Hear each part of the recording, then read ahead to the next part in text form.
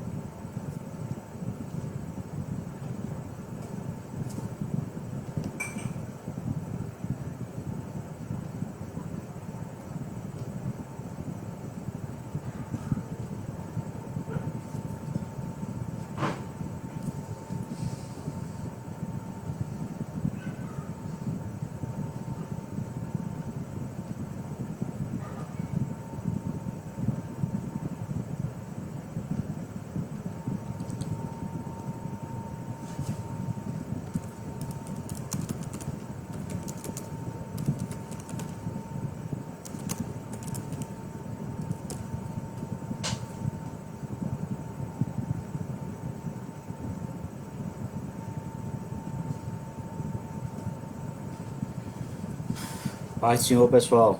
Paz do Senhor a todos. Como é que tá a imagem e o som aí? Me digam aí, por favor.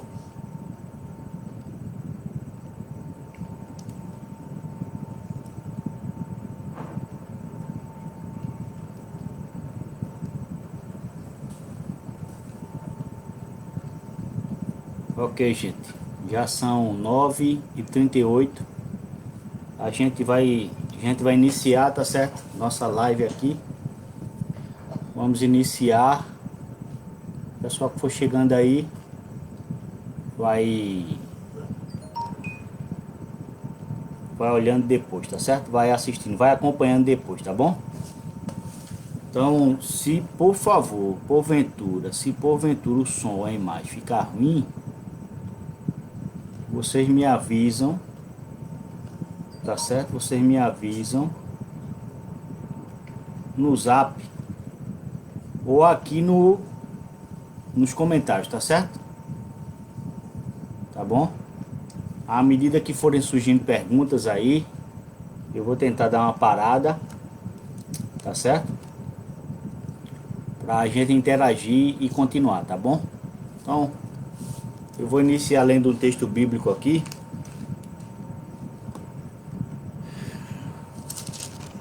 Na primeira epístola de Pedro, 1 Pedro, capítulo 3, texto bem conhecido, né? Capítulo 3 e o versículo 15. É isso? 1 Pedro capítulo 3 e o versículo 15. Diz assim: Antes, santificai a Cristo como Senhor em vosso coração, e estais sempre preparados para responder com mansidão e temor a qualquer que vos pedir a razão da esperança que há em vós. Tá certo? Vamos fazer uma oração, né? Eu oro daqui, os irmãos oram daí, tá certo? Senhor nosso Deus, estamos em Tua presença, Senhor, te agradecendo por esta rica oportunidade, pela oportunidade de poder estar aqui, compartilhando com os meus irmãos acerca da Tua palavra. Estende a Tua mão sobre a nossa mente, sobre o nosso coração, e que o Teu nome seja glorificado, Senhor. Tudo isso para a honra e glória do Teu nome. Te pedimos, fortalece, aumenta nossas forças, fortalece e aumenta a nossa fé e opera grandes milagres e maravilhas em nosso meio, Te pedimos tudo isso em nome de Jesus. Amém.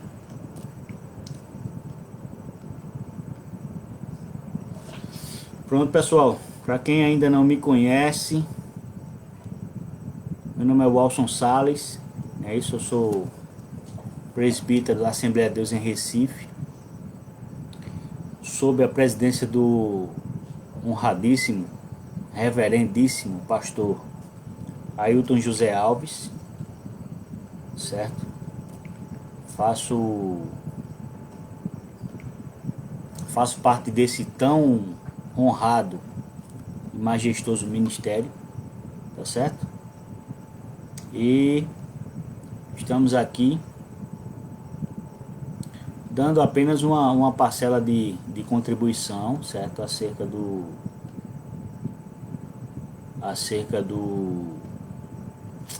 da apologética e a relação da apologética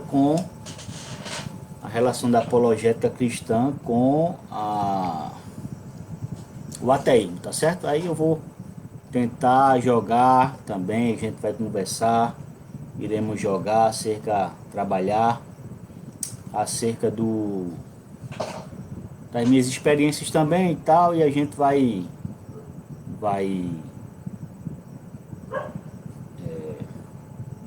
trabalhando junto aqui, construindo, tá certo? Na medida do possível, a gente vai tentando construir, tá certo? Juntos aqui o passo a passo, tá bom? Eu vou mencionando, à medida que eu for mencionando aqui, os irmãos aí vão anotando, tá certo?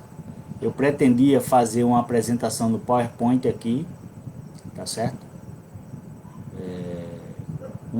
Prestar uma aula no PowerPoint pelo Zoom, mas a minha conta do Zoom, como é gratuita, ela só permite 40 minutos, tá bom? Então eu vou tentar melhorar essa questão para trazer umas lives com PowerPoint, tá certo? Com sala para quem quiser entrar pelo Zoom ou assistir pelo Facebook, tá bom? Aprender a jogar no Facebook eu já aprendi, mas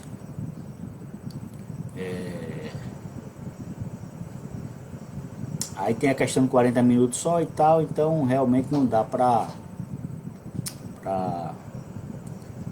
realmente não dá pra 40 minutos não dá, né? Pra gente interagir aí de fato, tá bom? A gente interagir aí. Então, o meu interesse sobre o ateísmo surgiu no seminário, né? Quando eu fui estudar teologia na STADEB, eu fiquei extremamente atraído por esse tema, né? Que é um tema difícil. Parece que quanto mais difícil, para mim o desafio é melhor, né? Então me interessei por esse tema, realmente me interessei por esse tema. E aí resolvi escrever minha monografia sobre o ateísmo. Essa monografia terminou virando livro, publicado pela Bereia, né? Os irmãos já conhecem, né? O Ateísmo pela Bereia, o livro Ateísmo pela Bereia, nisso. Os irmãos já conhecem.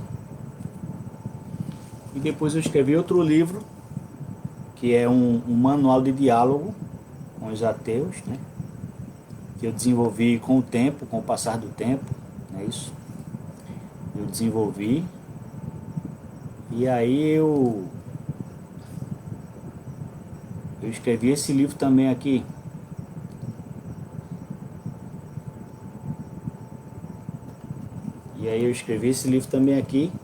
A Existência de Deus e os Ateus, uma apologética com diálogo, né?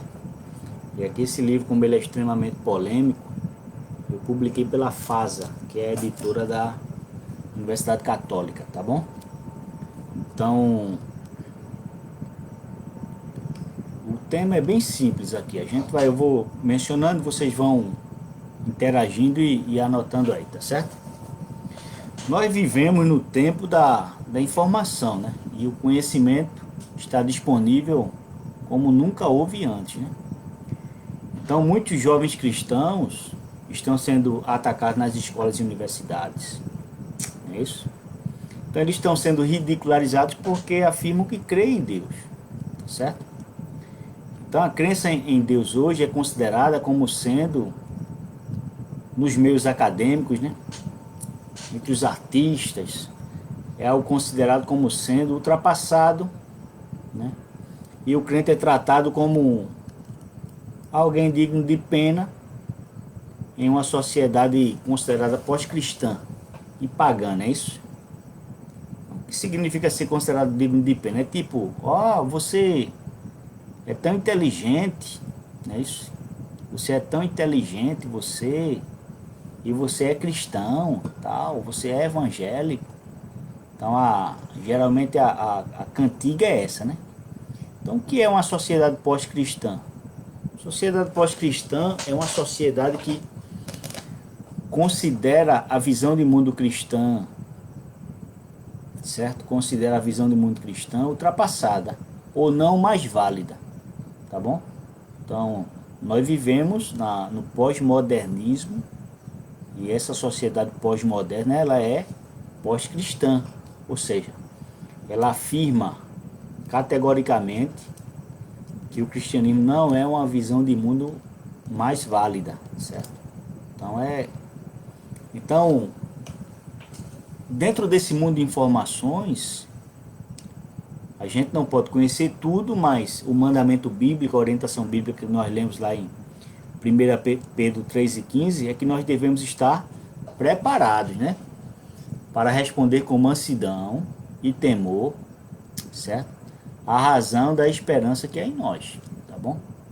Então, porque você é cristão e tal, porque você é cristão e tal, né?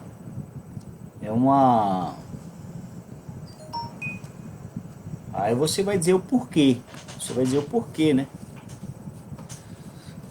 Pense aí, antes da gente entrar no miolo em si, pense aí, você já guarda aí na sua mente, que existe uma grande diferença entre saber que o cristianismo é verdadeiro, certo? Existe uma diferença entre saber que o cristianismo é verdadeiro, tá bom? E demonstrar a veracidade do cristianismo. Todo mundo deve concordar com isso, né?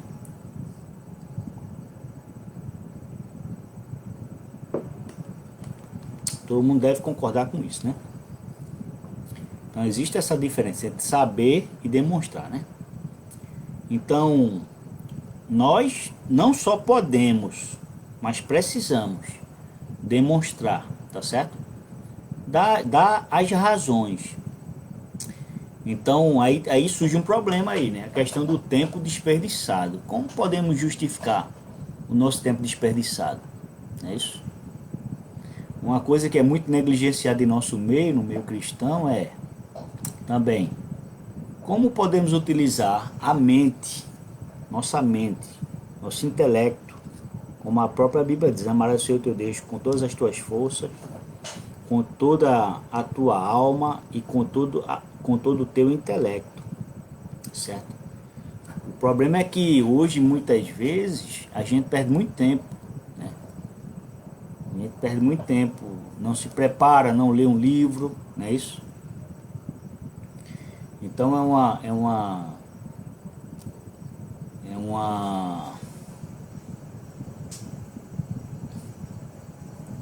é um problema sério. E aí a gente deve, de fato, reconhecer a nossa meia-culpa, né? Não é isso? A gente deve, de fato, reconhecer a nossa culpa nessa falha aí, né? Então, como é que podemos utilizar a nossa mente como uma ferramenta poderosa, né? Em prol do reino de Deus, não é isso? William Lane Craig citou no livro A Veracidade da Fé Cristã, publicado no Brasil pela Editora Vida, um pensador americano chamado J. Gresham Machen, né? Gresham Machen disse o seguinte: hoje, o principal obstáculo à religião cristã está no campo do intelecto. Então a igreja está perecendo hoje por falta de reflexão e não por excesso. É o que eu acabei de mencionar, essa questão da perda de tempo, ou o uso do tempo em coisas triviais demais, né? Em coisas triviais demais, né? Sobre isso, né? Então é nesse campo que essas questões devem ser discutidas. Outra coisa, utilizar a razão em questão de fé significa necessariamente que provar, por exemplo, a existência de Deus a uns ateus, significa dizer, fornecer evidência, veja bem, viu? Fornecer evidência adequada ou dar boas razões, sendo possível concluir que é possível provar a existência de Deus e a veracidade do cristianismo. É o que nós chamamos em filosofia de a inferência da melhor explicação. É por isso que essa live ela tem a intenção de preparar as pessoas para o debate, para o diálogo, que é o que eu trabalho nesse livro aqui, ó.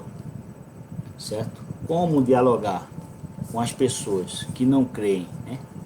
Primeiro, uma das primeiras formas é saber em que eles creem, né? Em que creem os que não creem. Em que creem os que não creem, não é isso? Então,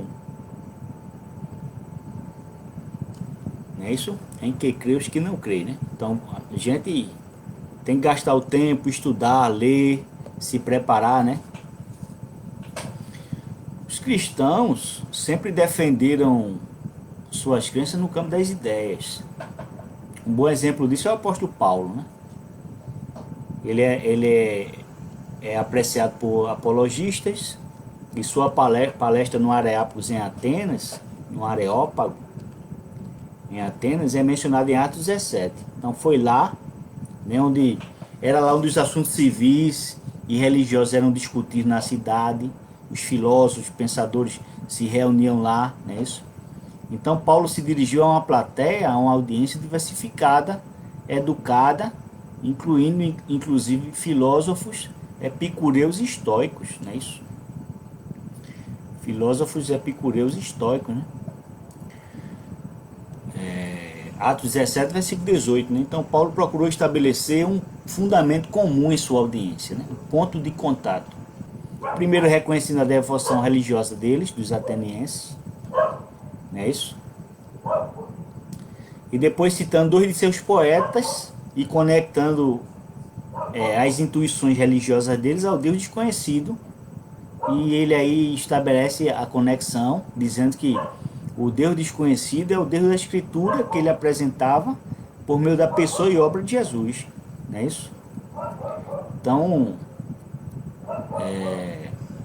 ele fez essa ligação. Os irmãos sabem lá o altar ao Deus desconhecido, e o livro tem um livro que conta essa história, né? Se eu lembrar daqui a pouco eu digo a vocês. O Fator Melquisedeque, de Dom Richardson. Lá aquele livro conta essa história lá, tá bom? Então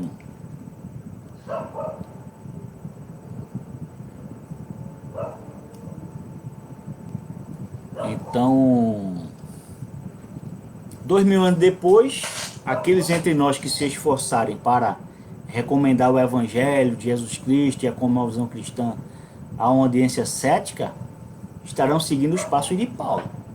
Paulo é o grande exemplo, tá certo? Desse engajamento no diálogo, não apenas no evangelismo, mas esse engajamento no diálogo, tá certo? Não apenas na pregação, mas no diálogo, tá bom? Então, um dos locais mais importantes hoje no mercado das ideias hoje, ou o Areópago hoje, né? O Areópago moderno é a internet, as redes sociais. E em se tratando dos jovens, em sua grande parte, é isso? As universidades, tá bom? As universidades. A gente deve ter clareza sobre isso.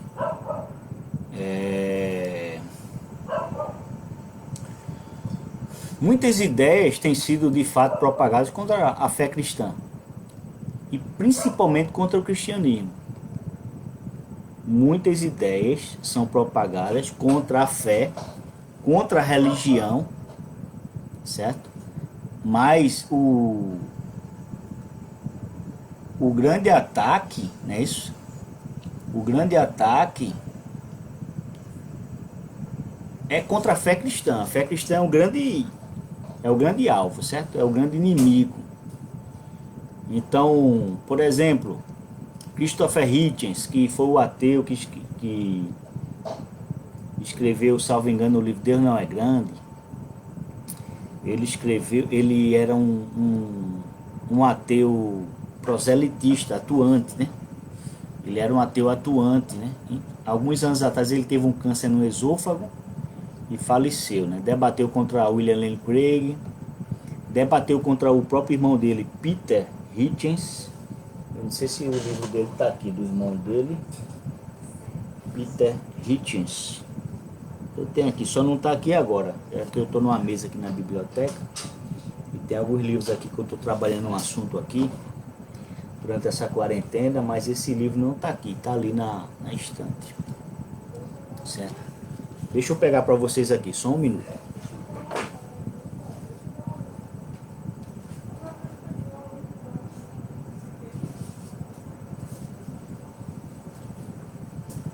Pronto, foi importante eu buscar esse livro, porque esse livro aqui, ó, Peter Hitchens, é o irmão de Christopher Hitchens, né? Então, Fúria contra Deus, né? Aí ele diz aqui, ó, como o ateísmo me levou à fé, tá certo? Isso aqui representa a minha grande luta de divulgação na internet com as editoras para que elas comprem os direitos autorais e publiquem, né? Então, Peter Hitchens, que é irmão de fato de... Tem um bocado de gente mandando convite aqui para assistir, mas não dá para parar e aceitá-los agora, né? Fúria contra Deus, como até me levou à fé. Ele, Peter Hitchens e Christopher Hitchens eram ateus.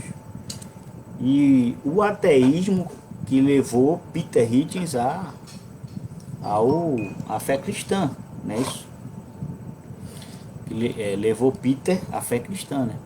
Então, qual era o principal jargão que Christopher Hitchens dizia? A religião envenena tudo, certo? A religião envenena tudo.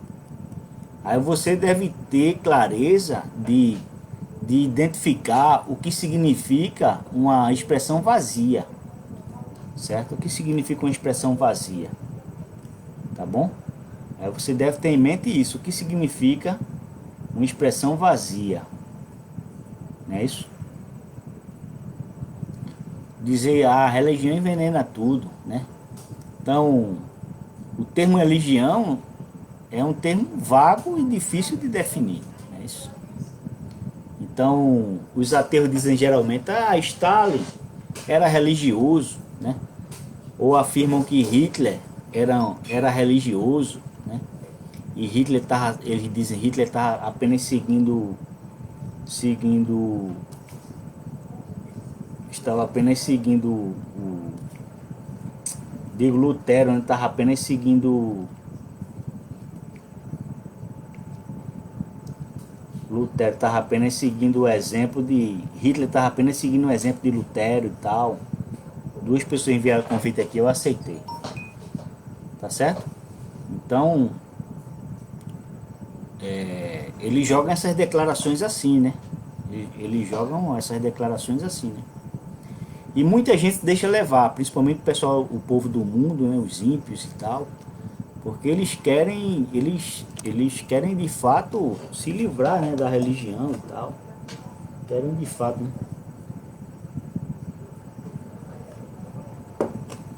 Tá bom? Então, eles entram aí com declarações vazias assim para tentar desestabilizar, né? para tentar desestabilizar. Mas outros ateus não. Outros ateus como Walter Seymour Armstrong diz não, não pode. Não pode. O debate, eles dizem, né? O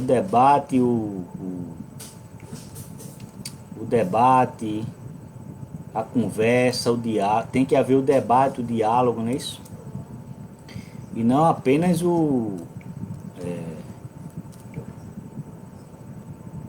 acusações vazias, não é isso? Então a gente deve ter clareza. O que é uma expressão vazia? A religião envenena tudo. A religião apenas propaga violência, tá certo? Isso são afirmações vazias, né? São afirmações vazias, tá certo? A gente não deve cair nessa não.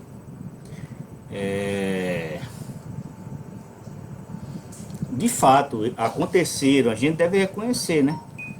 Aconteceram de fato, aconteceram de fato violência em nome da religião, né? Alguns cristãos na história cometeram atos reprováveis, né? Se você ler o capítulo 5 do livro Que Amor é Este, do David Hunt, você vai ver que tanto Agostinho se utilizou do Estado para perseguir, você vai ver que Calvino se utilizou das normas do Estado para perseguir, tá certo? O Eurico Zwinglio perseguiu ferrenhamente os anabatistas, né? Miguel Servetos morreu sob a liderança de Calvino em Genebra, né? Baltazar Rubinmeier morreu sob a liderança de Zwinglio, não é isso? Mas se você vê essas pessoas, os atos dessas pessoas, apesar de serem grandes homens, né? Terem sido grandes homens da fé, da exposição doutrinária, eles ao se envolver nesse tipo de perseguição, eles se afastaram do cristianismo original que de fato dizia, nós precisamos de fato amar os nossos inimigos, orar pelos que nos perseguem, entende? Orar pelos que nos perseguem e tal. Tá bom? Então, tem um bocado de gente mandando convite aqui pra mim, eu tô aceitando aqui. Tá certo? Então essas pessoas se afastaram do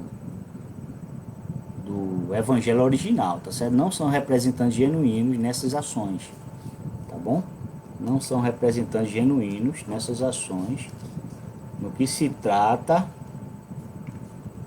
no que de fato se trata, no que de fato se trata o evangelho, né? O irmão Paulo Douglas colocou aqui, ó.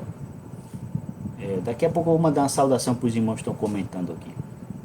O irmão Paulo Douglas comentou aqui que o capítulo 5 do livro Deviante está publicado tanto no CACP, o Centro Projeto Cristiano Pesquisa, quanto no site no Gospel Prime, certo? E também no Bom Dia com Teologia, o lado B do Calvinismo, certo? Aí vocês podem ler depois lá. Depois, se vocês quiserem, eu posto o link. Tá bom? Então, o que você precisa aprender é aprender a dialogar com os que criticam a sua fé. Tá bom? Lembrem que eu havia dito aí, existe uma diferença entre saber que o cristianismo é verdadeiro e poder demonstrar que o cristianismo é verdadeiro. Tá bom? Então,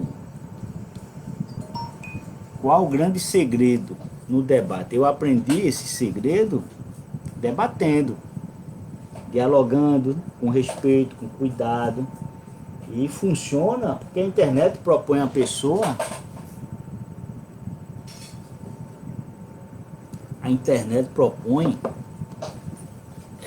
proporciona a pessoa ela fugir para um canto, buscar um refúgio, não é isso? Buscar um refúgio, né? Buscar um refúgio e tal, e voltar com a resposta, né? E na conversa no mano a mano aqui, um diálogo normal, assim, duas pessoas aqui, sem ser pela internet, funciona melhor, mas mesmo assim funciona. Qual o grande segredo? Você deve, depois de apresentar a sua versão ou a versão da sua crença, exigir uma resposta do seu opositor, tá bom? Geralmente os ateus chegam assim e simplesmente gritam assim, ó. Simplesmente gritam assim, tipo, é, a religião é um ópio, né? A religião é uma muleta, só os fracos que precisam, né? Chegam e dizem assim, não foi o homem, não foi Deus que criou o homem, foi o homem que criou Deus. São expressões vazias, entendeu? Então você, depois de apresentar, tudo bem. Você diz isso aí, então vamos trocar informações aqui. Então, eles querem jogar para cima da gente essa questão, o questionamento, e eles querem assim se sair pela surdina, como se eles estivessem certos a priori, entendeu? Não, eu tô certo a priori e tal. Então ele joga a pergunta e é só como se fosse pra gente responder. E qual é o segredo aqui? A inferência da melhor explicação. Esse é o segredo, a inferência da melhor explicação.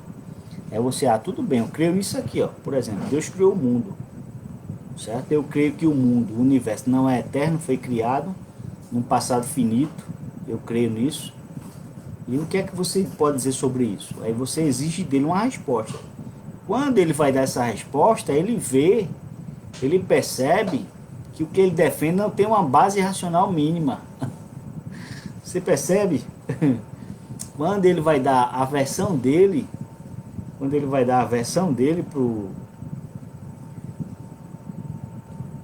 quando você exige uma resposta, tá tudo bem, você acredita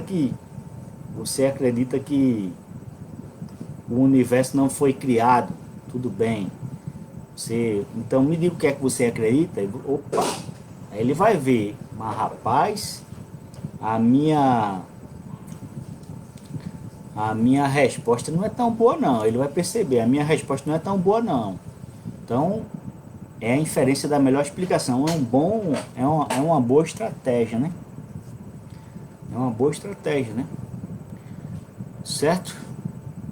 Então ele vai perceber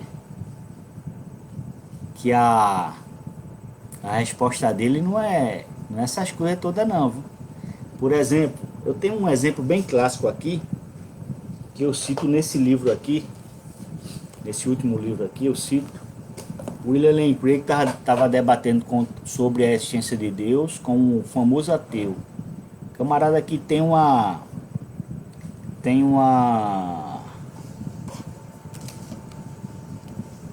currículo tremendo, assim como o próprio Craig, né? Camarada que é astrofísico, é físico, astrofísico, tem 2 doutorados e tal. E tava debatendo, o nome dele é Quentin Smith. Quentin Smith. Tava debatendo com o Craig sobre a existência de Deus. E aí Craig encurralou ele utilizando o argumento cosmológico Kalam, né? Que é o argumento que diz assim, tudo que tem um início tem uma causa. O universo teve um início, portanto o universo teve uma causa. Tudo que tem um início tem uma causa é uma verdade metafísica. Você não precisa provar ela. Ela já é um axioma. Tudo que tem um início tem uma causa. O universo teve um início, pode ser provado cientificamente. Ciência, astronomia, a cosmologia já existem teorias que já provam que o universo teve um início.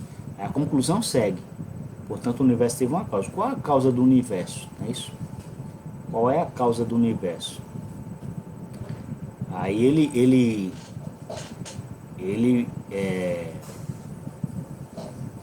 William Lane Craig, digo, Quentin Smith se sentiu encurralado e disse, olha, conhecendo também, ele é astrofísico, conhecendo as implicações, disse, olha, se o universo foi criado, ele disse, se o universo teve um início ou foi criado, Ele foi criado do nada, por nada e para nada. Você entende? Você entende? Você entende que é importante trazer, pedir a ele, então dê sua versão? Aí ele vai ter que dizer em que bobagem ele acredita. É isso. Ele está lhe chamando de bobo. Mas depois ele vai dizer a você que bobagem ele acredita. Você entende? Você entende como é essa questão? Então,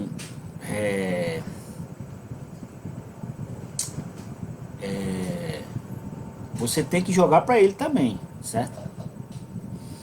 Quando a gente estuda a questão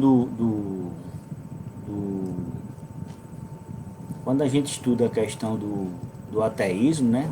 O ateu, ele pode ser um materialista, ele pode ser um naturalista, certo? Basicamente, mas geralmente a visão de mundo mais defendida é o naturalismo metodológico, tá certo? Então você tem que estudar, ler sobre o que é o naturalismo. Você tem que ter livros que citam, que tem capítulos inteiros sobre a questão do naturalismo. Eu tenho aqui, mas tem muito livro em cima dele, aí eu não vou mexer, certo? Mas ensaios apologéticos aí, editado por Francis Beckwith, William Lane Craig e J.P. Moreland, tá bom? Mas tem um capítulo de um livro aqui, que eu vou traduzir depois para publicar, para mostrar, quer dizer, divulgar esse livro para ver se as editoras, né? Para ver se as editoras se interessam, né? Em comprar os direitos e publicar, né? Então a versão mais comum de ateísmo é o que é chamado naturalismo, tá certo? Então houve em 2012 uma conferência dos ateus nos Estados Unidos, né? Se reuniram lá muitos ateus. Richard Dawkins, Daniel Dennett,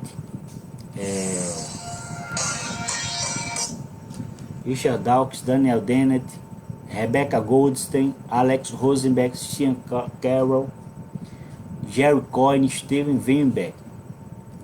E eles definiram o que significa a visão do ateísmo. Eles definiram lá o que significa a visão do ateísmo, né? Então, é a visão de que há só uma esfera de existência, ou seja, o mundo natural, cujo comportamento pode ser estudado por meio da razão e da investigação empírica.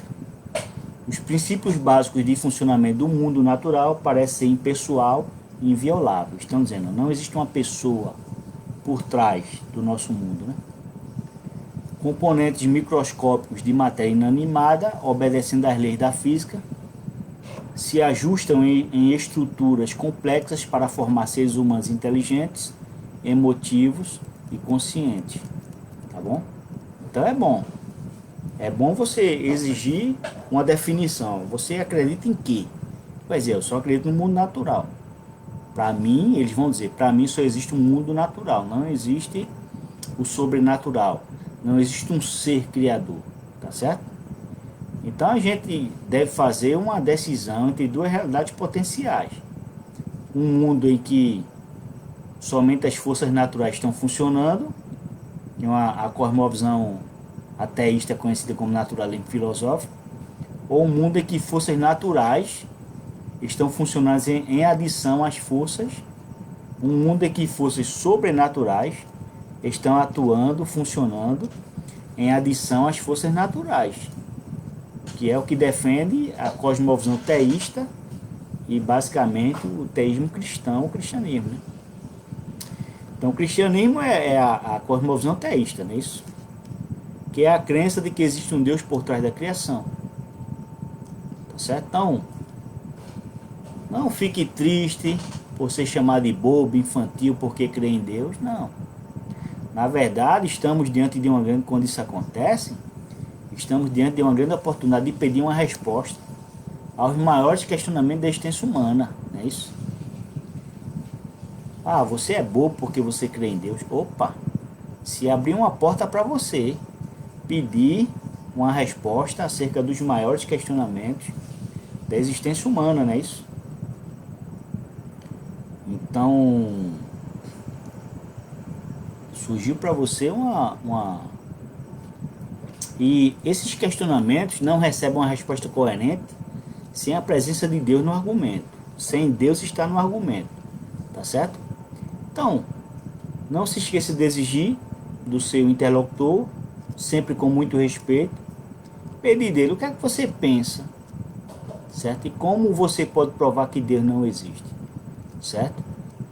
Aí a coisa começa ele começa a ver que a resposta dele não é tão coerente como eles poderiam pensar, né? Entendeu? Eles vão ver na prática, né? Alistair McGrath, no livro Apologética no século XXI, eu tenho esse livro aqui, não lembro bem o título dele agora, mas é Apologética do século XXI, algo assim.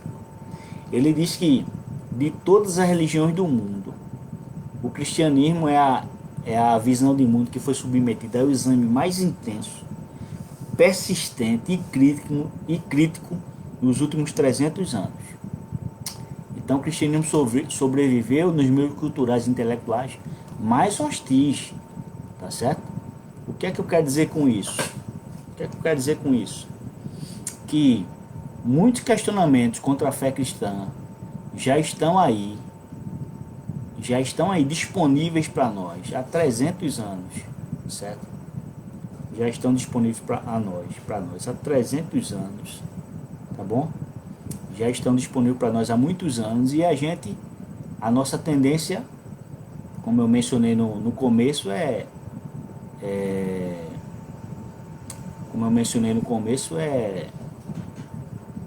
perder muito tempo. Em vez da gente ganhar tempo lendo, se preparando e tal, fazendo cursos, se preparando, a nossa tendência é perder tempo, né? E ainda mais, o cristianismo é a visão de mundo que repousa sobre 4 fundamentos: história, razão, revelação e experiência.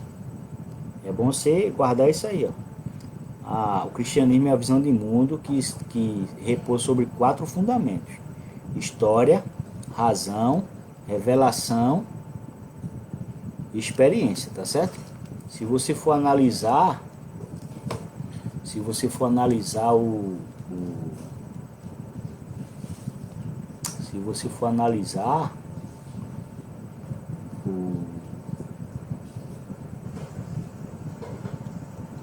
todas as religiões do mundo sobre esses 4 fundamentos, você vai ver que eles falham em uma, em duas, em 3, em todas, certo?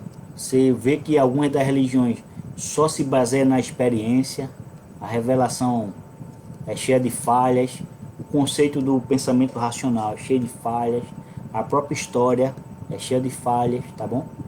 Então é importante a gente... Eu poderia falar um bocado de coisa aqui sobre isso, mas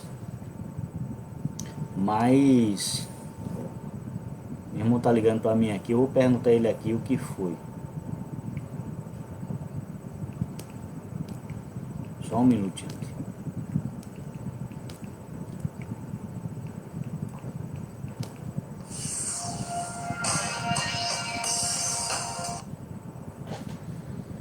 Então, pronto, já dei uma resposta aqui, vou esperar o que ele vai dizer, tá bom? Então, se você analisar as religiões do mundo todo sobre esses pilares, você vai ver que elas vão tropeçar, tá bom? Então, nós não devemos ter medo do diálogo, tá certo? O diálogo, às vezes a gente pode pensar que está perdendo ou perdeu um debate. A nossa função não é essa, tá bom? A gente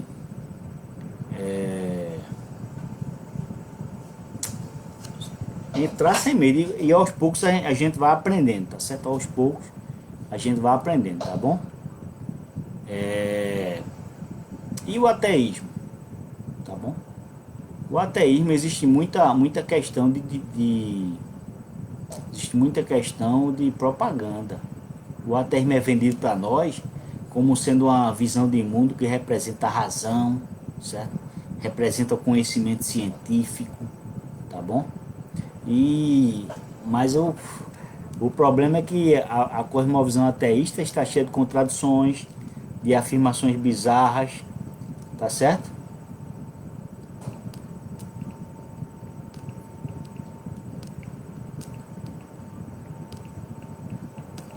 Pera aí, viu?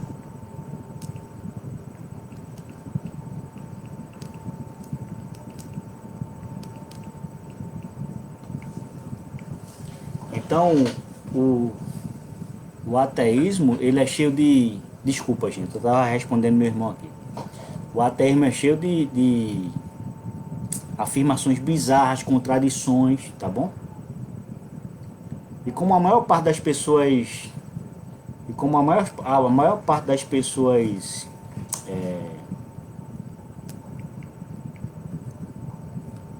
secularizadas, né? A maior parte das pessoas secularizadas não estudaram por que o ateísmo é verdadeiro.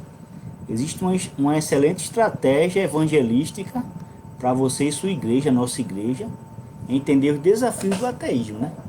Então, existe muita propaganda. Ah, o ateu ele é inteligente, o ateu ele é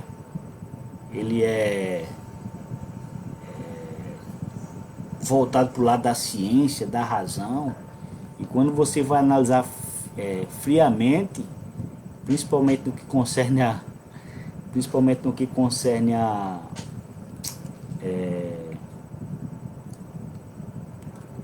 principalmente no que diz respeito, né, a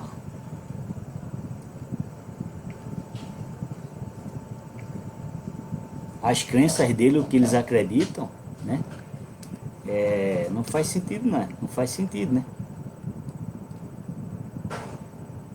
Tá bom? Então, quando se fala das origens, né, vem logo a nossa mente, né, o dualismo, criação e evolução, né? Então a criação é colocada pelos cientistas como algo, de forma geral, como algo ilusório, né? Como algo ilusório, não é isso? E a evolução, né, o materialismo, o ateísmo, o naturalismo, é apresentado por eles como o verdadeiro conhecimento científico, né? O verdadeiro conhecimento científico sobre as origens do universo, não é isso? O verdadeiro conhecimento científico sobre as origens do universo e tal. E primeiro do universo e depois da vida, né? Então é uma oportunidade da gente perguntar e questionar, olha, será que é assim mesmo? Onde a verdade, onde se encontra a verdade sobre esse tema, não é isso? A gente deve de fato pensar sobre essas coisas aí, né? Onde está de fato a verdade sobre esse tema, né?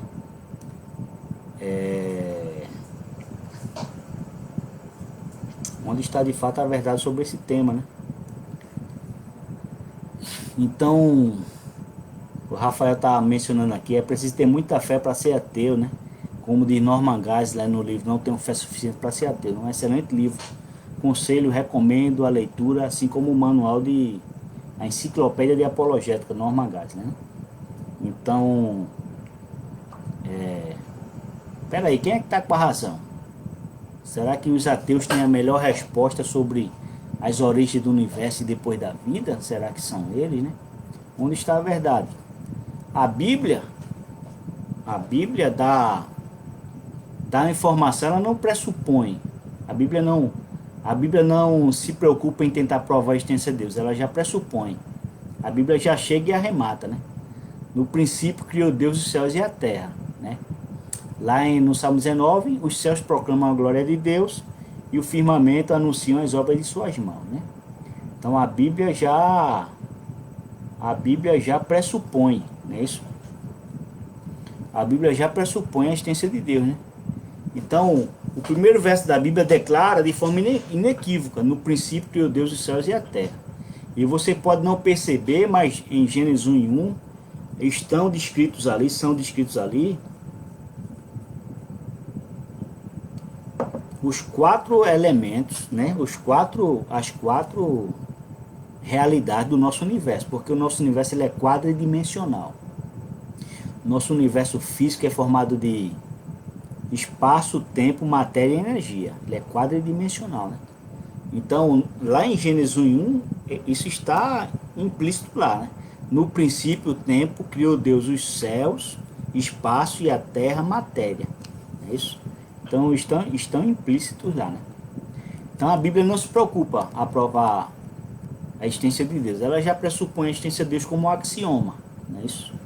Não, você não precisa, né? Você não precisa ter que provar. A Bíblia não se preocupa em provar. Ela já pressupõe. É um axioma, é uma verdade autoexistente, que, né? Então, quais seriam as implicações de negar esses versos bíblicos, né? Quais seriam as implicações de negar o que a Bíblia diz, não é isso?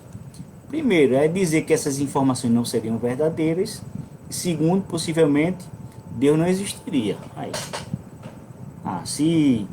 Se não existe um Deus criador e essa criação não aconteceu, então isso tudo é falso, né? Isso tudo é falso e a gente deve buscar outra origem, né? Lembram do argumento cosmológico Kalam, que eu acabei de falar, né? Tudo que tem um início tem uma causa, o universo teve um início, portanto o universo tem uma causa, não é isso? A primeira premissa é um axioma, é uma verdade, ninguém tem como negar, tudo que tem um início tem uma causa, não é isso? O universo teve um início, é uma outra premissa, né? E aí pode ser provada cientificamente, né? Pode ser provada cientificamente. E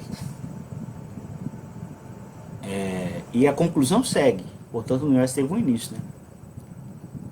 Gênesis 1:1 pressupõe, tem amparo nesse axioma do argumento cosmológico Kalam, né?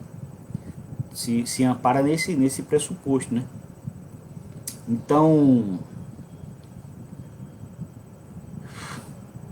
a gente deve ficar atento, né, nessa discussão e perceber que os ateus, né, não têm boas razões para a descrença deles, certo? Eles simplesmente dizem assim, ó, aprender é um slogan, é um slogan, né? Que eu no começo ensinei a vocês a descobrir o que é uma afirmação vazia, tipo, não existem boas evidências para a existência de Deus ou para dizer que Deus existe e tal. Não existem boas evidências, né? Geralmente eles utilizam muito uma crítica que Epicuro usou, né? Ó, sobre a existência do mal, né? Sobre a existência do mal, né? Se o mal existe, se Deus existe, ele é todo poderoso, porque ele não acaba com o mal? Ele não acaba com o mal. Por que ele não acaba com o mal, né? Se o mal existe, eles geralmente usam muito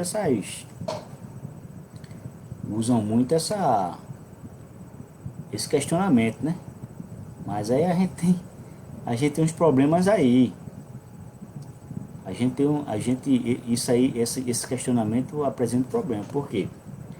Se Deus existisse e não tivesse poder de acabar o mal, o ateísmo é falso, porque Deus existe. Se esse argumento fosse verdadeiro, né? Se esse argumento fosse verdadeiro, simplesmente mostraria que Deus possivelmente não teria poder ou não teria interesse de acabar com o mal. Mas qual a implicação disso? O ateísmo é falso. Vocês entendem? Vocês percebem? Então, quando o cristão não tem boas razões ou bons argumentos para o que ele crê, né? Esse slogan do ateu, não existem boas evidências para provar que Deus existe. Esse slogan dele serve como um ponto de parada na conversa. O que é que alguns irmãos fazem quando se deparam com ateus que utilizam esse slogan? Alguns irmãos fogem nisso. Alguns irmãos fogem nisso. É um ponto parado na conversa, né? Então, quando você tem, já estudou, já leu, já se preparou, quando você tem um argumento, né? Quando você tem um argumento, aí não, aí esse questionamento é um ponto de partida na conversa. Opa, vamos lá, eu dou uma versão da história e você dá outra versão da história. Vamos lá, como é que... Aí a conversa começa nessa via de mão dupla, um diálogo. Ele vai ter de fato que mostrar porque ele teria razão para isso, tá certo? Porque ele teria razão para isso. Quando eu comecei a debater com ateus, né?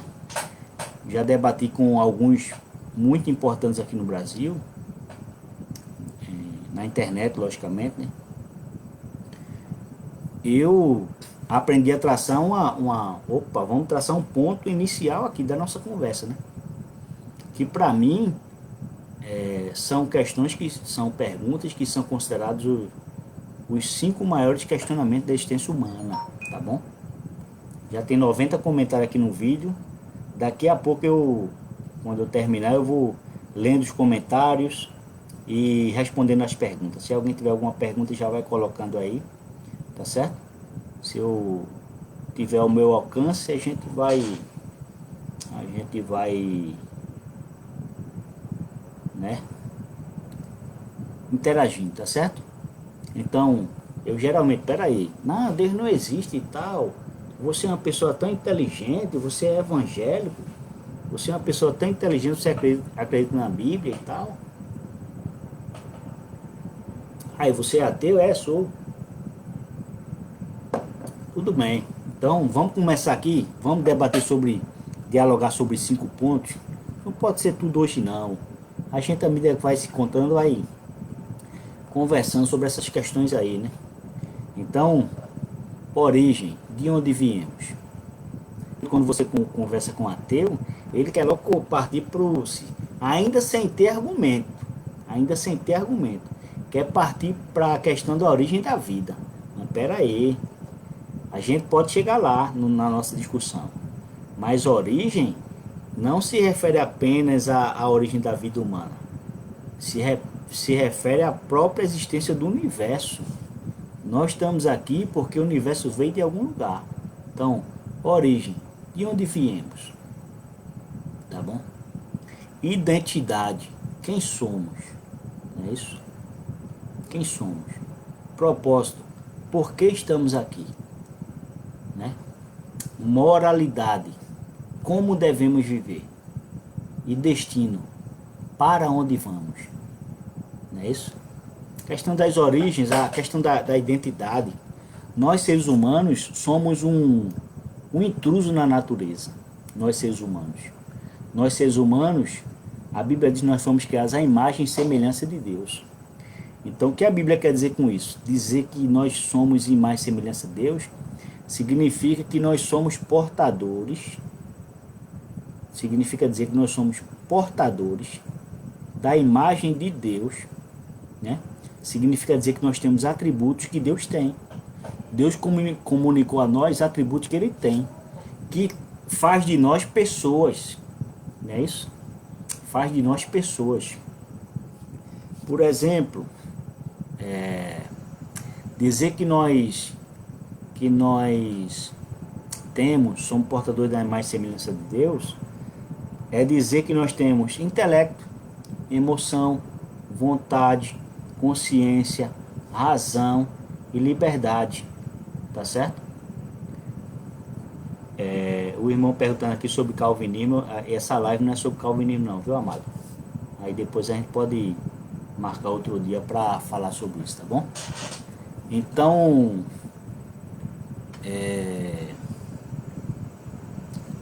nós temos atributos que Deus tem, o que faz de nós pessoas. Um ser pessoal criou seres à sua imagem e semelhança. É o que faz de nós pessoas, né? A questão do destino, dizem que a maior aventura da vida é a morte. Quando o homem se depara com a morte, ele estremece nas bases, não é isso? quando o homem se depara com a morte, ele estremece nas bases, né? Por quê? A Bíblia diz que Deus colocou a eternidade no coração do homem. O que significa? O homem sabe de maneira inata que quando ele morrer não será o fim, né? Ele sabe que quando ele morrer não será o fim. Ele vai para um estado intermediário. Ele sabe. Ele diz de forma inata assim: quando eu morrer, para onde eu vou? E a Bíblia diz que Deus colocou uma expectação terrível de juízo no coração do homem. Ele não somente sabe quando ele morrer não é o fim, mas ele sabe de forma inata que haverá um grande juízo, né? Haverá um grande juízo, não é isso? E que ele vai ser julgado, né? Então são questões sérias. São questões sérias, né? Que a gente deve levar em consideração. Então, esses para mim são os maiores questionamentos da extinção do universo e da vida em nosso planeta, certo? Quer conversar e tal, quando ele vier com esses jargões, né? Vier com esses jargões, aí você, opa, vamos traçar essas 5 linhas aqui. Geralmente, dificilmente a gente sai da primeira. Já na primeira, aqui geralmente quando eu entro em debate na internet, eu estou até evitando para não perder tempo. Mas quando a gente entra em debates aqui na internet, e quando eles veem mais ou menos aquela coisa mais, quando ele se depara com uma pessoa que estudou um pouco, qualquer coisa e tal, eles já começam a baixar o nível para o cara correr, entendeu? Então, o evolucionismo, o materialismo, o ateísmo, o naturalismo não responde a esse questionamento coerentemente. Não é coerente. Você percebe quando você pede, e você, o que é que você acredita? Então, não existe uma resposta coerente se for apenas por meio da ciência, se for apenas por meio da filosofia, tá certo? Sem a revelação especial de Deus, tá bom? A única resposta coerente a essas perguntas se encontra na revelação de Deus, tanto na criação quanto na Bíblia. A revelação geral, que é a criação, e a revelação especial, que é a Bíblia, né? Então, eu defendo, né, a cosmovisão teísta, o teísmo cristão, porque eu creio que essa visão de mundo explica melhor o mundo ao meu redor. E de uma forma que simplesmente não pode ser igualada ou rebaixada ao naturalismo filosófico. A dizer que um dia não existia nada e de repente começou a existir tudo, que veio do nada, por nada e para nada. Aristóteles dizia 300 anos antes de Jesus nascer que o nada é aquele com que as pedras sonham, do nada nada vem, tá certo? Então veio do nada, e daí quando o universo chegou a um nível de esfriamento, a vida surgiu do nada, de matéria morta, e hoje estamos nós aqui. Você entende? Certo? Não faz sentido. Então, para mim, não é comparar a visão de mundo cristã ao naturalismo filosófico ou metodológico, é rebaixar a visão cristã, tá? Então, para as 10 maiores intrigantes e importantes questões existenciais levantadas pelos seres humanos, o termo cristão continua a oferecer a melhor explicação, especialmente quando comparado ao ateísmo e às religiões orientais, que são a base de todo o pensamento espiritualista esotérico no mundo, né? Então veja, por exemplo, como o universo passou a existir. É um questionamento sério. Por que a aparência de design, sintonia fina, ajuste fino no universo? Por que o universo é milimetricamente planejado? Você sabia que no nosso meio ambiente existe a quantidade de oxigênio que existe é 21,5%? Se tivesse menos, em 5 minutos a gente estava morto sem ar. Se tivesse mais, o nosso meio ambiente pegaria fogo. Vocês entendem? É milimetricamente ajustado. né? Como a vida se originou?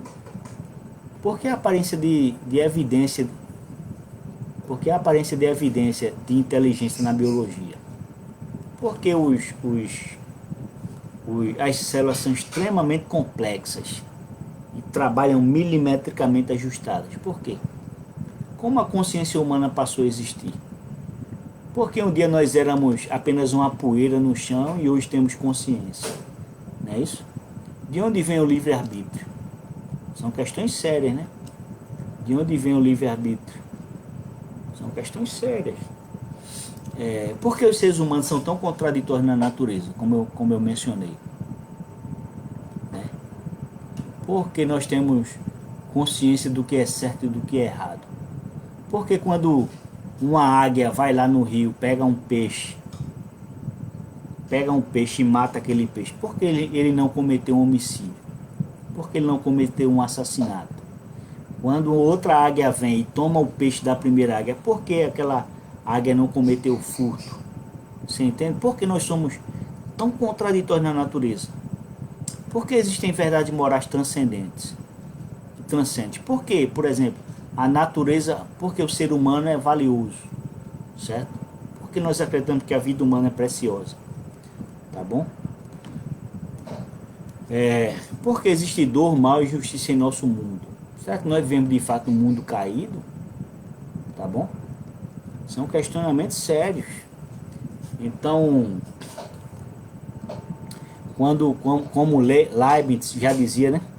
A primeira questão que temos o direito de perguntar é: por que existe alguma coisa ao invés do nada? Não é isso? Esses questionamentos são tão sérios que só para termos uma ideia, a primeira pergunta não faz sentido sem a intervenção de Deus, né?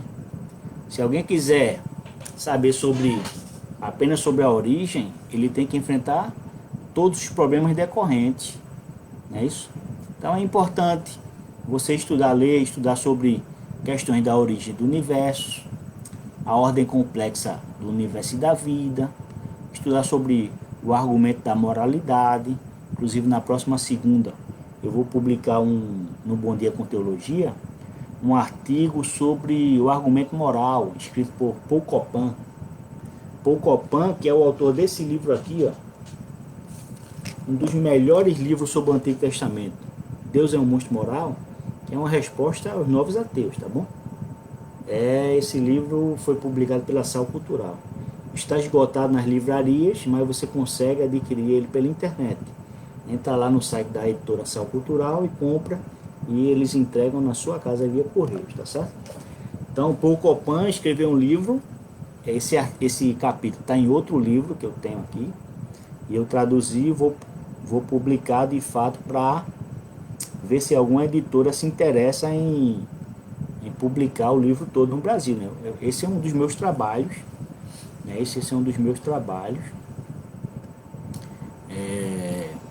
para fazer com que alguns livros possam ser publicados no Brasil, né? Então, estudar sobre o argumento da moralidade, eu vou publicar segunda-feira no Bom Dia com Teologia um capítulo sobre isso, o argumento moral, e depois eu vou publicar outro capítulo que é intitulado a moralidade é relativa, tá certo? É bom você estudar sobre os fatos históricos concernentes à morte e ressurreição de Jesus, certo? E sobre a experiência imediata de Deus, tá bom? Então, é isso, pessoal, tá certo? Eu vou olhar aqui as perguntas aqui agora.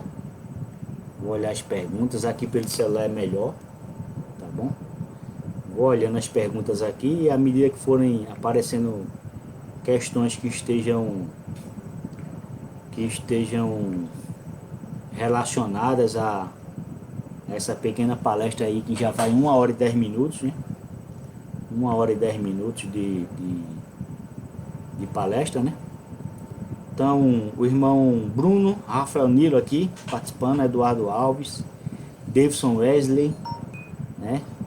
A gente serviu junto ao Senhor ali em Santa Rita, tá certo? Cleiton Cardoso, o irmão Cícero Adelaido, tá bom? Rogério Nascimento, Fernando Barcoquebas, tá bom? O irmão Moisés Ramos, tava com saudade desse camarada aqui. Sandro Nascimento, também é colunista do Bom Dia com Teologia. Anderson Pedro, esse Anderson Pedro, acho que ele foi meu aluno na Estiadeb lá em Prazeres, né? Rodrigo Farias, que é aluno da Estiadeb. André Roque, que é aqui da área 6, né? Participando também, assistindo. José Roberto, Alberto Amaral, estava lá na Estiadeb e saiu esse rapaz. A irmã Viviane Bezerra, a irmã Leidiane foi aluna da Estiadeb Prazeres, a irmã Diocleide Otero, a irmã Cris Neves, a irmã Marli Monteiro, o irmão Josenildo Pinheiro, o irmão Marcos Araújo, Ivanildo Cordovil, acho que é isso mesmo. O irmão Rafael Félix também é colunista do Bom Dia com Teologia, que é um site, né? A irmã Laís Gama também foi aluna da Estiadeb. Presbítero Oswaldo Oliveira, irmão Luiz Henrique Paiva, meu amigo aqui no Facebook, né? O irmão Enéas Santos também é obreiro e aluno da Estiadeb. O irmão Jairus Correia foi o vice-dirigente da escola lá em Olinda 7 RO, assistindo aqui também. Fábio Montalvão, meu amigo de infância, né? Colega na PM. O irmão Laudemir Pereira é obreiro lá na missão em Portugal, né? Lisboa.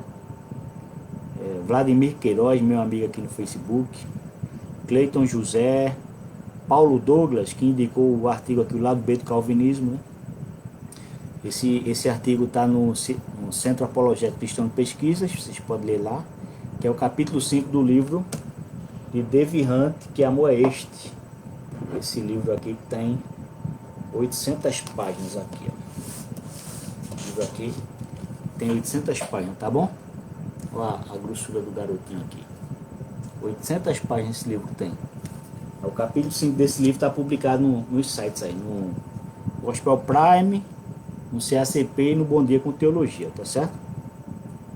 A irmã Adriana Travassos, o irmão é aluno da Estiadeb, o irmão Gabriel Vitor, disse aqui, o debate sempre tem de ser irmão dupla, com 2 versões, muito bem. O irmão Erivaldo Feitosa, meu amigo lá, trabalhamos juntos muitos anos na SDS. O Vinícius Victor, o irmão Paulo Douglas, aqui, olha, amigo, como aplicar o Big Bang ao criacionismo? Comenta um pouco sobre a teoria de William Lane Craig. É um questionamento importante, né? Por quê? Muita gente rejeita veementemente o termo Big Bang, porque entende que o Big Bang é contra a fé cristã. É contra a fé cristã, certo? Porque na história algumas pessoas pensaram que o Big Bang realmente iria refutar a fé cristã, porque poderia ser inferido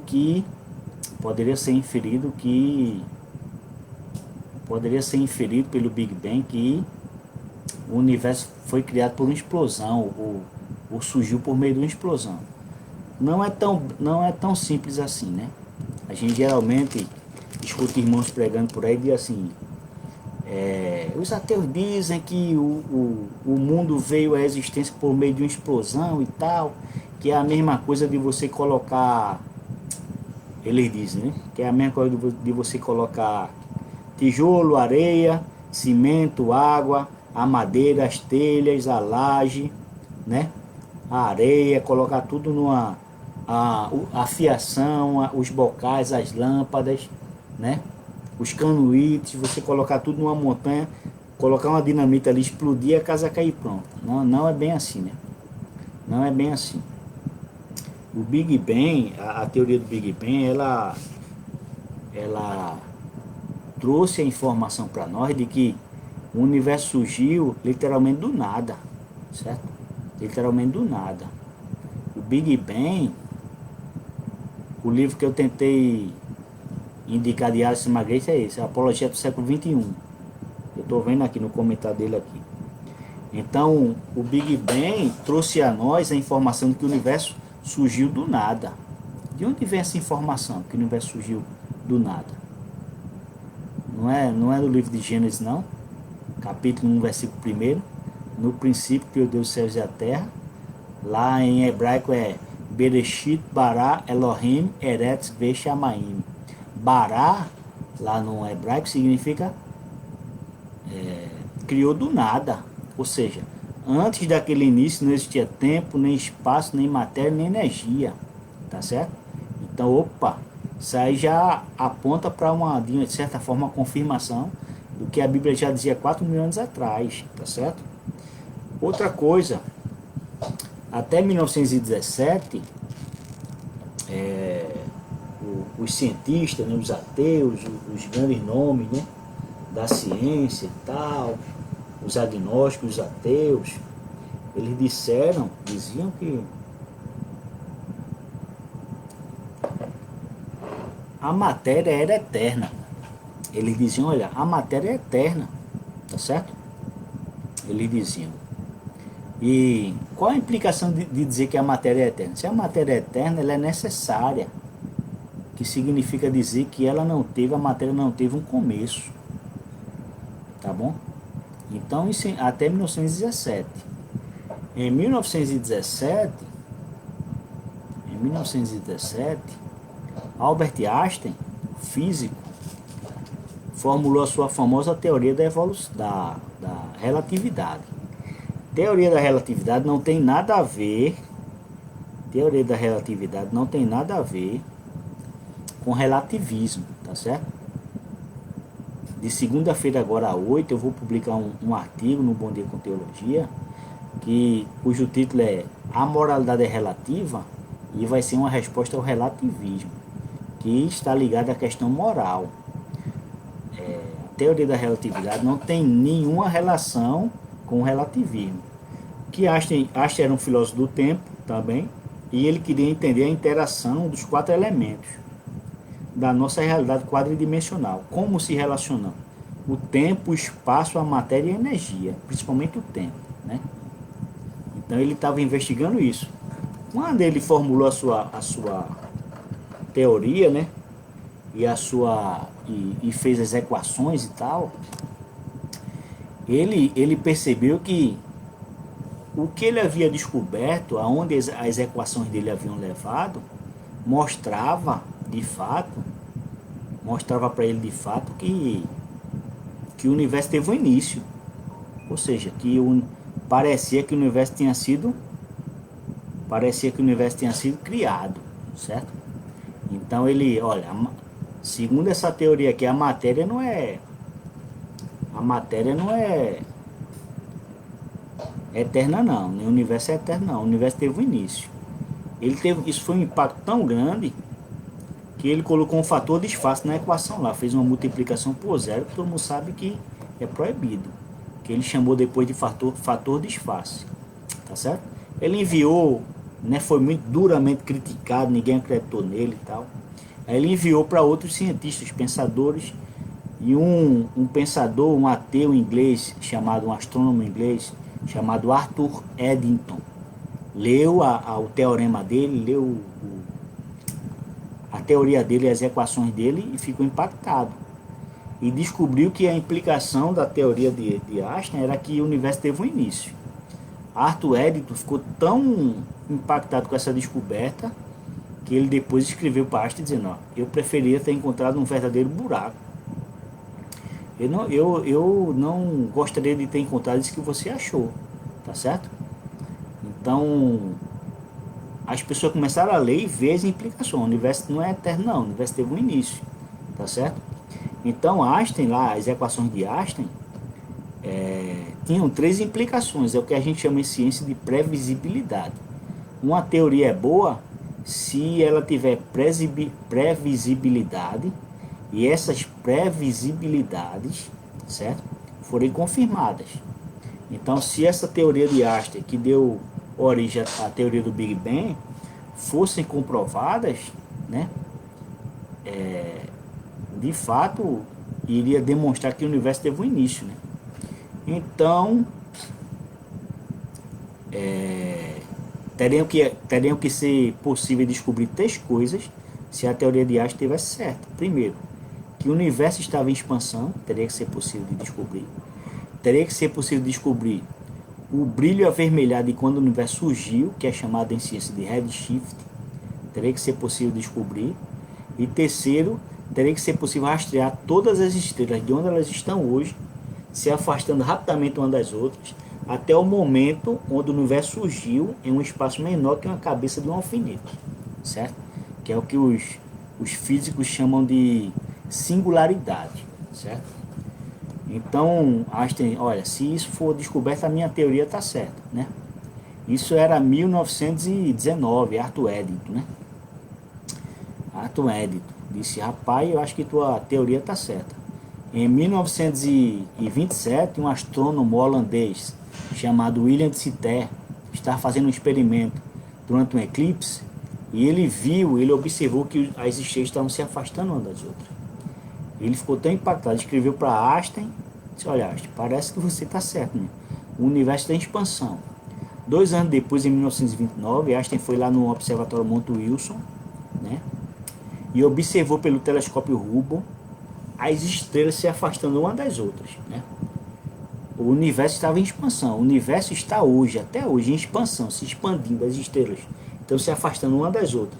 Como se o lugar de onde o universo surgiu, ela está se você pegasse uma bexiga de festa de encher de poeira, quando você encher ela, os pontinhos de poeira vão se afastando dos outros, as estrelas estão em expansão. Aí Einstein, quando foi lá e ele observou isso, as estrelas em expansão, ele ficou tão impactado que ele disse, eu não quero saber dos detalhes, é uma frase famosa dele. Eu não quero saber dos detalhes, eu só quero saber como Deus criou o mundo, tá certo? Então o primeiro ponto foi confirmado, né? Em 1965, 2 cientistas do laboratório Bell, né?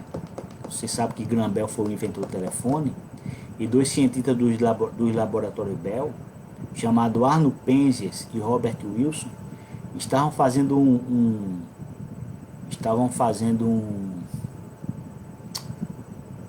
uma experiência nas antenas do laboratório Bell, e eles tropeçaram no que os cientistas chamaram de a maior descoberta científica do século XIX, né? Eles tropeçaram, literalmente tropeçaram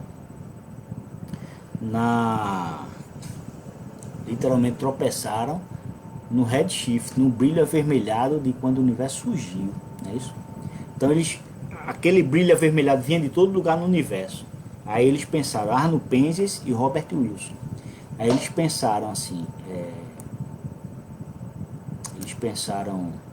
isso deve ser a fezes dos pombos nas antenas. E limparam as antenas, esse brilho continuava vindo de todo lugar. Depois o Robert Wilson comprou uma espingarda, matou os pombos, eles limparam as antenas de novo. E esse brilho vinha de todo lugar. É o que é chamado de redshift. É uma luz que é mais antiga que o Sol e independente do Sol. Ela está no universo aí. Redshift. Eles descobriram e eles ganharam o prêmio Nobel de Física. Eles ganharam o prêmio Nobel de Física por ter descoberto o redshift, o brilho avermelhado de quando o universo surgiu. E eles receberam o prêmio Nobel de Física. E eu assisti Arno Penzias, no dia que ele foi receber o prêmio Nobel, ele leu um texto lá agradecendo por ter recebido esse prêmio, né? Ele leu um texto lá por ter recebido esse prêmio, né? E qual foi o texto que ele leu? O Salmo 19, não é isso? Ele leu o Salmo 19. Os céus proclamam a glória de Deus e o firmamento anuncia as obras das suas mãos. Só um minuto aqui, eu tenho um livro aqui que conta um pouco da história de Arno Penzias.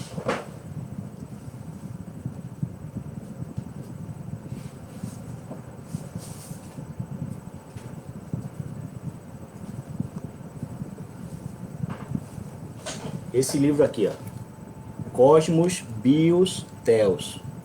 Cientistas refletem sobre ciência, Deus e as origens do universo, a vida e o homem, né? Editado por Henry Maginot e Roy Abraham Varghese. Nesse livro aqui, que é um livro onde 60 cientistas falam sobre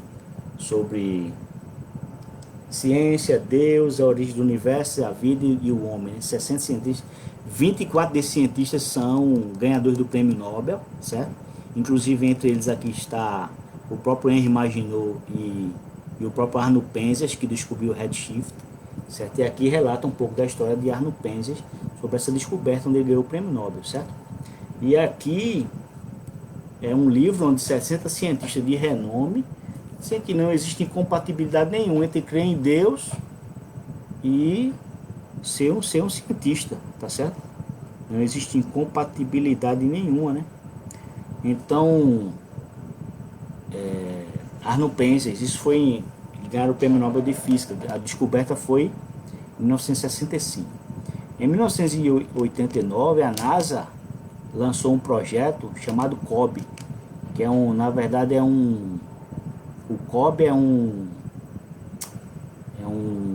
satélite que custou à NASA 200 milhões de dólares, e a função do NOB, do COBE, que significa Cosmic Background Explorer, ou explorador de fundo cósmico, a função do COBE era rastrear as estrelas, de onde elas estão até o momento onde o universo surgiu, tá certo? Então,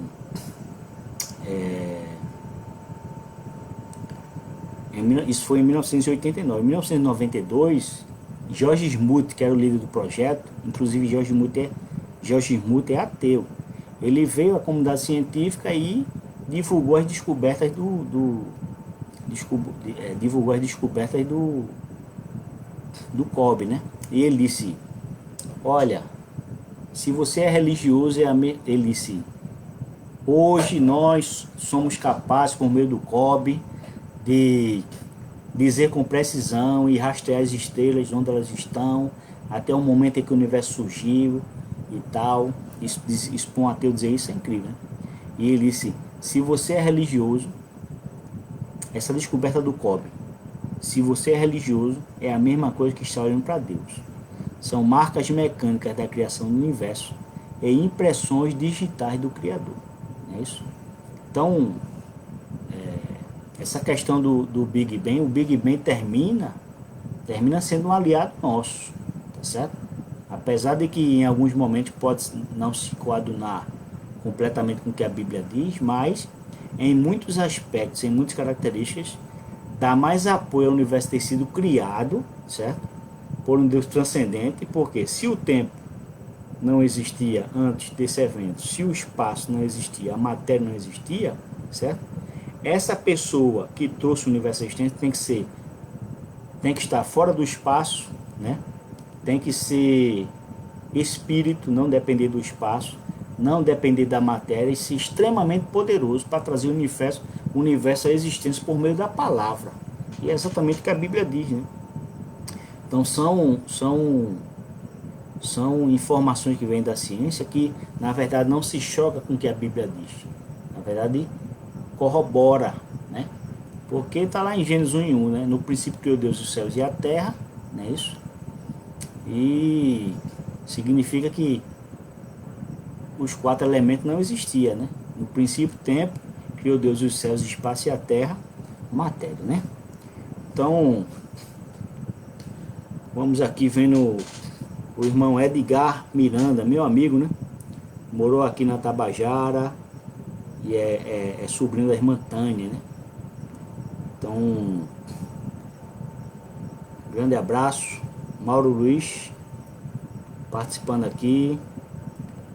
Cleiton José, meu amigo. A irmã Thelma Lopes também, parece que ela é lá de Areias, né?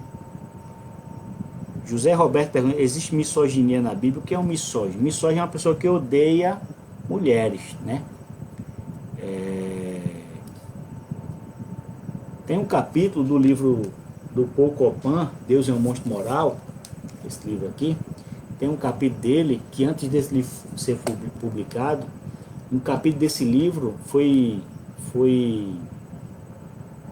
traduzido e publicado no Centro Apologético Cristão de Pesquisas e no site do Bom Dia com Teologia. Você pode ler lá o artigo Misógino, a mulher em Israel, que mostra de fato como Deus honra a mulher, né?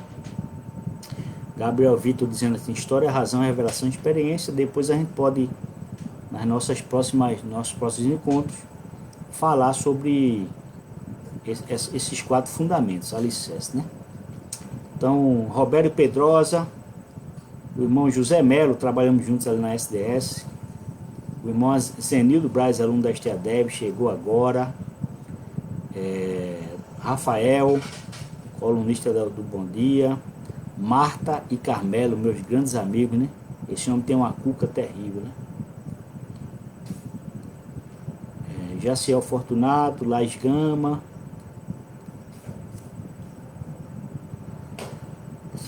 Acho que não tem mais. Pronto, a irmã Thelma Lopes perguntou aqui, professor, o que é ateísmo agnósticos? Olha, o agnóstico não é necessariamente um ateu, né? O ateu é aquele que nega veementemente que Deus existe, né? O ateu nega, ele nega positivamente assim, Deus não existe. Apesar de não ter tantas razões para dizer isso. Deus não existe, né? E o agnóstico, ele diz que não sabe. A palavra grega agnóstico significa não conhecimento. Então ele diz que não sabe. Mas existem 2 tipos de agnóstico, o comum e o decidido. O comum diz assim, não se tem como saber que Deus existe. E o decidido se aproxima mais do ateísmo.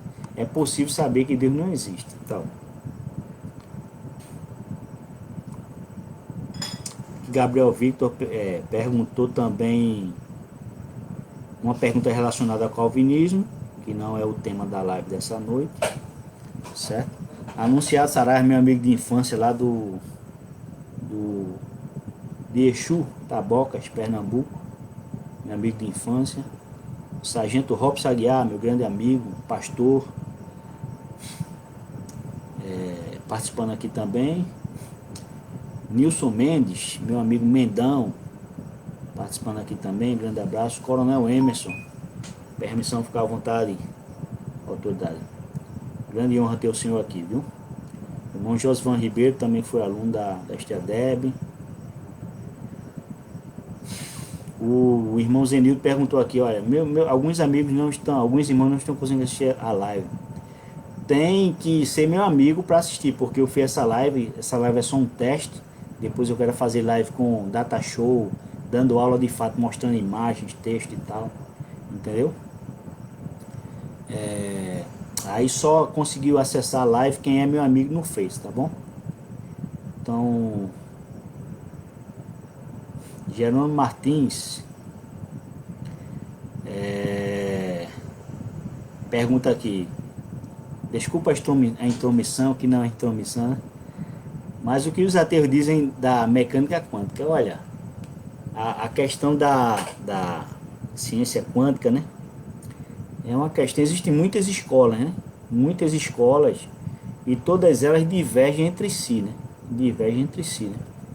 Então, não é tão fácil saber o que os ateus dizem sobre isso especificamente, né?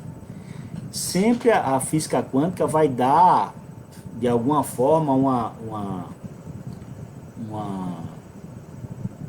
vai pender e apoiar o teísmo ou o ateísmo, tal, mas depende muito da interpretação, da própria inclinação da pessoa para querer crer ou não naquilo, tá certo? Tem um som de vento paralelo soprando a tua voz, que agora é tarde, que a gente já está terminando, né? Mas de fato foi o ventilador aqui. Foi o Aguiar que mencionou aqui, ó. E o Iago Alisson, e a Bíblia tinha razão, mas quando o Senhor falar, mais glorifica o Deus Todo-Poderoso. Tá bom, meus irmãos? Então,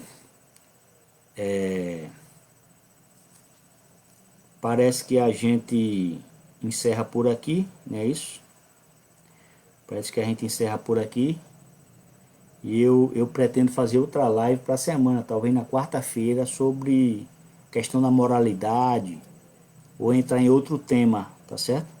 Entrar em outro tema, tá bom? Mas resumindo aqui, é, resumindo aqui, quando você se deparar com um ateu, eles são acostumados a jogar o questionamento em cima da gente. Tipo, Deus não existe, não existe boas razões, que são tudo, isso aí são tudo, isso aí são tudo, como eu diria, né? Afirmações vazias, né? Não existem boas razões para acreditar que Deus existe e tal. Então você, opa, vamos lá. Então vamos dialogar aqui sobre isso aqui, e aí? Origem, de onde viemos? Primeiro o universo, depois a vida. Aí você vai ver que na resposta dele, não tem essas coisas todas não, viu? Na resposta dele não tem essas coisas todas não, tá bom? Então eu quero agradecer a presença de todos aí, certo? Quero agradecer a presença de todos aí. O Roberto pergunta aqui, por que há tantos ateus? Não há tantos ateus assim. Na verdade, desde a década de 60, o termo cristão voltou com toda a força, né? Inclusive eu traduzi um capítulo do livro de Paul Moser e Paul Copan, A Racionalidade do Teísmo. Eu traduzi a introdução desse livro, que mostra como é de fato o retorno do teísmo nas academias. Né? E não foram nos departamentos de teologia, não. Foram nos departamentos de filosofia que o teísmo cristão voltou com força. Né? Então você pode ir lá no site do Bom Dia com Teologia, procurar esse artigo e ler, tá certo? Mas existem cerca de 5% de ateus no mundo, eu acho. Mas eles estão muito no meio acadêmico, né? Na área de sociologia. Eu mesmo fiz o curso de filosofia na Federal. Não encontrei muitos lá. Encontrei muitos lá panteístas, adeptos do pensamento oriental, da transcendentalidade, budistas, mas não tantos ateus, mas tem. No departamento de filosofia tem alguns, mas não tantos como eu pensava que haveriam, né? Porque de fato a filosofia favorece muito o teísmo, ou a crença em Deus, tá certo? Favorece muito. Mas existem muito na área de sociologia e tal, na área de história, mas assim, com muita forçação de barra e tal, de interpretação. Então quer dizer que nós devemos de fato estar preparados para se engajar com eles aí no diálogo e, tudo bem, Deus não existe, tá, eu vou dar minha versão e você dá a sua. Aí é uma oportunidade dele refletir, tá bom? Sobre a necessidade de se estudar, de se conhecer e para ele refletir que a resposta dele não é essas coisas todas não, tá bom? Então, eu aconselho vocês lerem bons livros, posso marcar uma live para fazer, indicar livros também, tá certo? Mas daqui para a próxima quarta-feira eu já indico qual será o tema da live, tá certo? Qual será o tema da próxima live, tá bom? Então quero agradecer a todos, tá certo? Deus abençoe vocês, aproveitem para nessa quarentena fazer alguma coisa para Deus, se dedicar à oração, à leitura da palavra, à leitura de bons livros, né? Promover diálogos entre os jovens na igreja, promover diálogos, promover debates, promover questionamentos e tal, e levar o pessoal a pensar, raciocinar, tá certo? E promover bons livros, leitura de bons livros, trechos de livros e tal, tá bom? Para se evangelizar um ateu, geralmente, você não chega assim com a Bíblia aberta. Para mim, a apologética clássica, ela vem de fora para dentro, né? Ela vem de fora para dentro, entendeu? Primeiro vem dos argumentos naturalistas, da revelação natural para a revelação especial, tá certo? E sempre culmina na pessoa bendita de Jesus, tá bom? Quem sabe um dia aí a gente pode fazer uma live também sobre a pessoa de Jesus, a divindade de Jesus, as questões históricas, as heresias cristológicas e tal. A gente vai amadurecendo que essas lives que eu estou fazendo é um treinamento para mim mesmo, uma forma de treinar, mas eu quero ter a capacidade de trazer para cá, tá certo? Trazer para cá, para a tela, por meio do Zoom, o, o PowerPoint para vocês assistirem também, ver e tal, ver os argumentos, imagens e tal, entendeu? Então, é isso aí, gente. Deus abençoe, tá certo? Até, se Deus quiser, na próxima quarta-feira, a gente faz outra live aqui, provavelmente sobre o tema a moralidade é relativa, uma resposta ao relativismo moral, tá certo? E depois, sobre o argumento moral, alguns argumentos que a gente sempre se engaja com os que não acreditam em Deus, tá certo? Gente, Deus abençoe, orem por mim aí, Deus abençoe a todos aí, os amigos do trabalho, Coronel Emerson, meu irmão, Wisto, Aguiar, irmão Jerônimo Martins, todos que estiverem participando, os irmãos da Esteadeb, os obreiros, Deus abençoe, orem pela igreja, orem pelo nosso pastor, o pastor Ailton, tá certo? Orem pelo ministério, orem pelos projetos da igreja, oremos uns pelos outros nessa pandemia aí, que Deus estenda a mão maravilhosa e misericordiosa dele e afaste de nós esse mal, tá certo? Que nós possamos fazer com que o nome dele seja glorificado, tá bom, gente? Quando eu encerrar aqui essa live, esse vídeo vai ficar disponível aí para quem quiser assistir. Depois, quem quiser assistir, amadurecer as ideias, melhorar, fazer anotações, tá certo? E muito em breve o meu segundo livro vai estar disponível de novo, que já esgotou, vai estar disponível de novo para vocês adquirir, tá certo? Quem tiver interesse, tá bom? Deus abençoe a todos em nome do Senhor, né? Senhor nosso Deus, estamos em tua presença, te apresentando cada servo teu que esteve assistindo, participando, Senhor, dessa live. Estende a tua mão sobre a vida de cada um. Tu sabes onde eles estão, tu sabes como eles estão, tu sabes do que eles precisam, Senhor. Estende a tua mão e glorifica o teu nome, Senhor, na vida de cada um. Te pedimos isso em nome de Jesus. Amém. Deus abençoe, meus irmãos. Grande abraço. Até mais.